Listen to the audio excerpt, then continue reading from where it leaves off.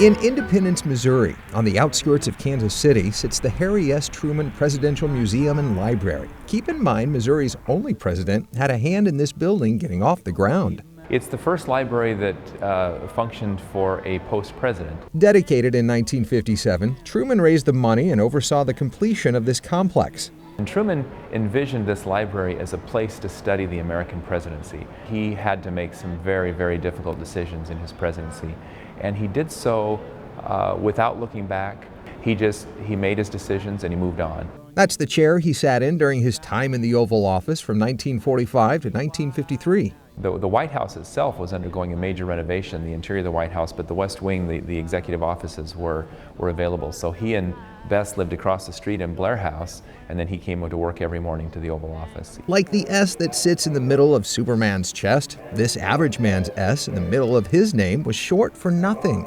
His parents couldn't come to an agreement, so they stuck with S period. And though he wasn't college educated, this true man was well read.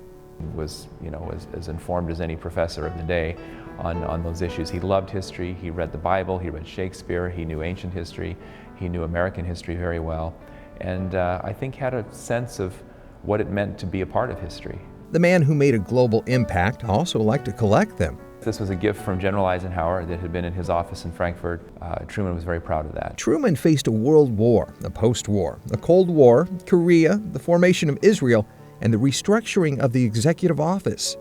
He was the man responsible for the decision to drop the atomic bomb and understood the weight of his actions, as evidenced by this Purple Heart and letter from a grieving father. I think war was a very real thing for Harry Truman. And so to get a scathing letter like that from the parent of someone who had died in Korea was not something he could sort of toss off as, well, that's just one of the decisions you have to make in leadership. I think he obviously felt it very deeply, and he kept that Purple Heart and that letter in his desk. It was found after he died. In the recreated West Wing, high school students get a taste of the top office in the world. He was much more interested in young people in particular having an opportunity to study the office of the presidency and what that meant for democracy going forward.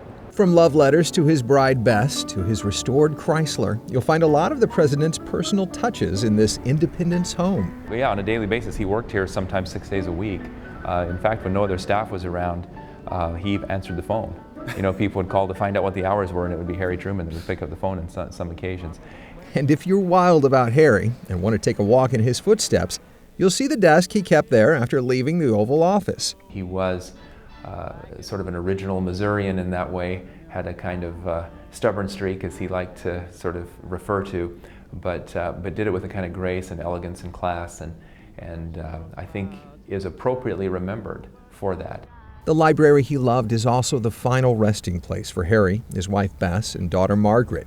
I think there are a lot of things about him that gave him a kind of common touch, but I don't think there's anything at all common about Harry Truman. I think he was an extraordinary individual. And as Harry himself often said, that's all there was to it.